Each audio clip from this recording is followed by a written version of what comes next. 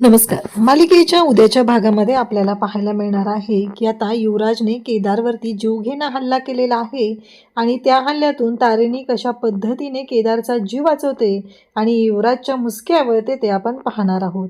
कारण एका वर्दी असलेल्या पोलीस ऑफिसरवरती हल्ला केलेला आहे आणि त्याची शिक्षा ही युवराजला भोगावीच लागणार आहे. हे सगळं कशा पद्धतीनं होणार आहे, तारिणी आणि टीम तारिणी ही कशी केदारला वाचवणार हे आपण पाहणार आहोत. तर तारिणी त्याचबरोबर सगळेजण आता अनाथ आश्रमामध्ये आलेले असतात. किलबिल अनाथ आश्रम आहे तिथं आलेले असतात ध्वजारोहण करण्यासाठी.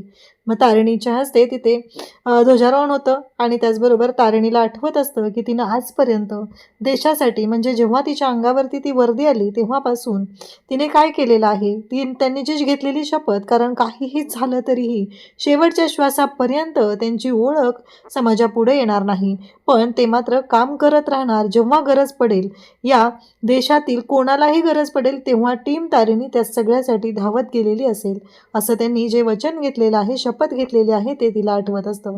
ती तिरंगाकडे पाहून तिथे सगळ्या गोष्टी, ती सगळी शपथ पुन्हा घेत असते. काहीही झालं तरी ह्या देशासाठी लढण्यासाठी, देशासाठी लढण्यासाठी आम्ही सज्ज आहोत, हे सगळं तिचं चाललेलं असतं. त्याचवेळी तिनं जे जे मिशन पूर्ण केलेले आहेत ते तिला आठवत असतात.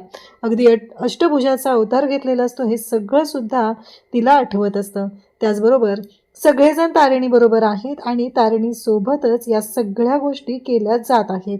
त्यानंतर इकडे आपल्याला पाहायला मिळतं ते म्हणजे तिथे फतिमा आहे, त्याचबरोबर टेक्नो, सगळेजण आहेत. सगळेजण देशाला तिथे ध्वजाला मानवंदना देत आहेत आणि त्याचबरोबर त्यांनी आता भारत माता की जय अशा घोषणा द्यायला सुरुवात केलेली आहे. त्याचबरोबर तारिणी इथे पाहत असते झेंड्याकडे. तेव्हा केदार म्हणतो, काय झालं बॉस? तेव्हा तारिणी म्हणते, काही नाही रे, आपण आज सगळेजण मिळून पुन्हा शपथ घेणार आहोत. या देशाच्या रक्षणासाठी, या प्रत्येक नागरिकाच्या रक्षणासाठी आपण सगळेजण सज्ज आहोत. आपली ओळख या जगापुढे आपण कधीही येऊ देणार नाही, असं म्हणत प्रत्येकजण बोलत असतं. मग केशरी रंग काय? तर केशरी रंग हे बलिदानाचं प्रतीक आहे. पांढरा रंग हा सत्य शांततेचं प्रतीक आहे.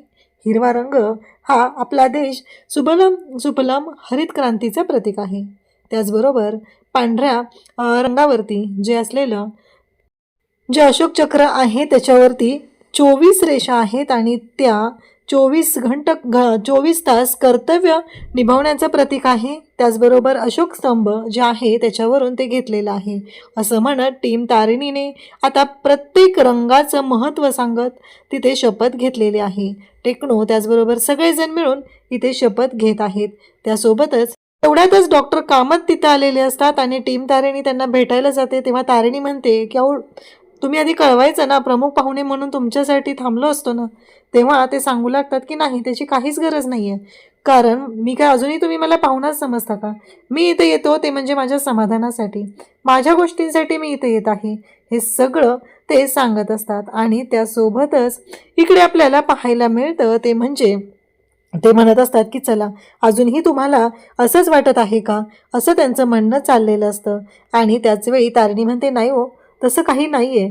काहीही झालं तरीही या सगळ्या गोष्टी ज्या पद्धतीने चालू असतात त्या मात्र आता इथे समोर येत असतात. त्यानंतर इकडे आपल्याला पाहायला मिळतं की आता युवराजने फोन केलेला असतो एका माणसाला आणि त्याला तो सांगत असतो की हे बघ, हा फोटो पाठवलेला आहे आणि काम झालं पाहिजे, काहीही झालं तरीही काम झालं पाहिजे, एवढं लक्षात ठेवायचं आहे. त्याच्यामध्ये कोणताही अडथळा आलेला मला चालणार नाही, असं त्याचं म्हणणं असतं. आणि त्याचवेळी त्या केदारला संपून टाकायचं आहे असं युवराजने सांगितल्यानंतर मात्र इकडे नेमकं त्याचवेळी दयानंद काका तिथं आलेले असतात आणि दयानंद काकांना पाहिल्यानंतर मात्र तो हादरतो. त्याला असं वाटतं की यांनी ऐकलंय की काय सगळं बोलणं, असं म्हणत तो त्यांच्याकडे पाहू लागतो आणि तेवढ्या दयानंद काका त्याच्याशी बोलण्याचा प्रयत्न करत असतात, पण युवराज मात्र त्यांच्याशी अजिबात बोलत नाही. त्यानंतर इकडे पाहायला मिळतं ते म्हणजे टीम तारिणी. आता एक छोटासा सांस्कृतिक कार्यक्रम असतो आणि त्या आश्रमातल्या ज्या मुली आहेत त्या आता त्यांनाही या देशाच्या रक्षणासाठी त्यांना आपल्या सैन्यात भरती व्हायचं आहे, त्या 3 आपल्या चिमुकल्या आपल्या समोर येणार आहेत असं म्हणत तिने सांगितलेलं असतं. त्याचबरोबर काश्मीरला झालेला जो अटॅक आहे तो महिलांनी कसा हाणून पाडला, आपल्या देशाच्या महिलासुद्धा कोणत्याही गोष्टीमध्ये कमी नाही आहेत हे तिने सांगत असते, दाखवून देत असते. त्याचबरोबर इकडे जे पायलट आहे तिने पण आपलं जे हवाई जहाज आहे ते कशा पद्धतीनं तिने हँडल केलं आणि तो अटॅक कशा पद्धतीने हाणून पाडला हे सगळं सांगितलं जात असतं आणि सगळे शांतपणे या सगळ्या गोष्टी ऐकत असतात. त्याचबरोबर इकडे आपल्याला पाहायला मिळतं ते म्हणजे दयानंद काका आता युवराजशी बोलण्याचा प्रयत्न करत आहेत. युवराज म्हणतो, काय अजून मारायचं राहिलंय का, म्हणून आलायत का तुम्ही, मारा मारा, काय मारायचं ते मारा असं म्हणत युवराज त्यांच्यावरती ओरडत असतो. दयानंद काका म्हणत असतात की अरे युवराज ऐकून घे, पण ते ऐकायलाच तयार नसतात. इकडे मात्र डॉक्टर कामत जे आहेत ते तारिणी आणि केदारला म्हणत असतात की काय कसे आहात न्यूली मॅरिड कपल. हा दया माझा खूप चांगला मित्र आहे, पण युवराज मात्र खूपच अपोजिट आहे. मला म्हणजे सगळं कळलेलं आहे, मला दयाने सगळं सांगितलं आजपर्यंत जे झालेलं ते, अगदी गृहप्रवेशापासून पायघड्या घालण्यापर्यंत जे जे सगळं झालेलं आहे ते सगळं माझ्या कानावरती आलेलं आहे. इकडे दयानंद काकांना मात्र खूप मोठा धक्का बसलेला आहे युवराजच्या वागण्याचा. त्यामुळं दयानंद काका खूप टेन्शनमध्ये असतात. त्याचवेळी कौशिक येते आणि त्यांना सांभाळू लागते. इकडे केदार मात्र तारिणीकडे पाहतच असतो. केदारला खूप भारी वाटत असतं. तारिणी ज्या पद्धतीने तिथे रिॲक्ट होत आहे, सगळ्यांच्या समोर ती बोलत आहे, हे सगळं पाहून केदारला खूप छान वाटत असतं आणि केदार मात्र तारिणीकडे पाहतच राहतो. त्यासोबतच इकडे आपल्याला पाहायला मिळतं ते म्हणजे की आता फतिमा ही तारिणीच्या शेजारी बसलेली असते आणि फतिमा तारिणीला म्हणत असते की तारिणी, आणि इकडे केदारला सुद्धा ती चिडवत असते. केदारला सुद्धा ती तिथून बाजूला करण्याचा प्रयत्न करत असते. तर फतिमा मुद्दामच हे सगळं करत असते. तिला माहिती असतं की केदार हा तारिणीकडे पाहत आहे, लाजत आहे आणि म्हणूनच तिने या सगळ्या गोष्टी करत असते. त्यानंतर इकडे आपल्याला पाहायला मिळतं ते म्हणजे आता केदारला तारिणी बोलावून घेते. ते केदारला तारिणीने बोलवल्यानंतर मात्र इकडे तारिणी म्हणत असते की अरे केदार, तुला सांगायचं राहिलं की ते घेऊन यायचं होतं रे नाश्ता, मुलांना भूक लागलेली असेल ना, मग तू जाशील ना नाश्ता आणायला, बरं तूच घेऊन ये, अजून आला नाही ना, ट्रॅफिक वगैरे लागला असेल कदाचित असं मला वाटतंय, तर तू घेऊन यावंस असं सांगायला सुरुवात केली जाते.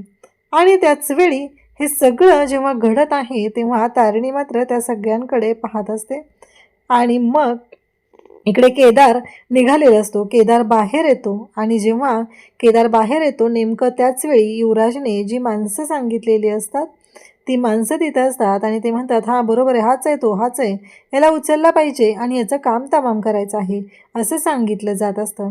आणि तेव्हा मात्र इकडे आता केदारला मारण्यासाठी जी माणसं पाठवलेली आहेत ती माणसं आता तिथं आलेली असतात आणि ती केदारच्या मागे जातात. तर उद्याच्या भागात आपल्याला पाहायला मिळतं की केदार अगदी पुरून उरत असतो त्यांना, कारण त्यांची जाम अशी धुलाई करत असतो, बेदम अशी धुलाई करत असतो. पण नेमकं घडतं असं की जेव्हा केदार मारत असतो आणि समोरून त्याला दिसतं जी गाडी येत आहे त्या गाडीमध्ये युवराज बसलेला आहे आणि युवराज या सगळ्याचा व्हिडिओ काढत आहे. तेव्हा मात्र केदारला धक्का बसतो आणि केदार म्हणतो की बस, आता मी काहीच करू शकत नाही आहे, मला मार खावा लागणार आहे, कारण मी जर आत्ता रिॲक्ट केलं आणि ह्यामुळे जर माझी ओळख समोर आली तर खूप अवघड होणार आहे असं तो बोलत आहे. आणि त्याचबरोबर इकडे आपल्याला पाहायला मिळतं की केदार शांत राहतो आणि ते गुंड जे आहेत तो केदारवर जीवघेणा हल्ला करतात. अक्षरशः केदार रक्तबंबाळ होऊन पडलेला आहे, पण त्याने जी घेतलेली शपथ आहे ती शपथ मात्र त्याने मोडलेली नाही आणि त्याने देशासाठी आज स्वतःच्या जीवाची सुद्धा बाजी लावलेली आहे. तेवढ्यात तारिणी मात्र त्याला फोन करत असते आणि केदार मग त्याच्या फोनच्या जवळ पोहोचतो. तर इकडे दयानंद काकांना मात्र टेन्शन आलेलं आहे. ते कौशिकीला म्हणत असतात की युवराज कसा आहे ते आपल्याला माहिती आहे, काल जे झालेलं आहे या गोष्टीचा युवराज नक्कीच केदारवर राग काढणार, काहीतरी होऊ शकतं आणि मला असं वाटायला लागले काहीतरी विपरीत घडणार आहे. त्यांना तिथे संकेत मिळालेला आहे. आणि इकडे मात्र आता तारिणी तो फोन उचलते आणि तारिणी कशा पद्धतीने केदारचा जीव वाचवणार हे आपल्याला पाहायला मिळणार आहे. अशाच अपडेटसाठी चॅनलशी कनेक्ट राहा. थँक्यू.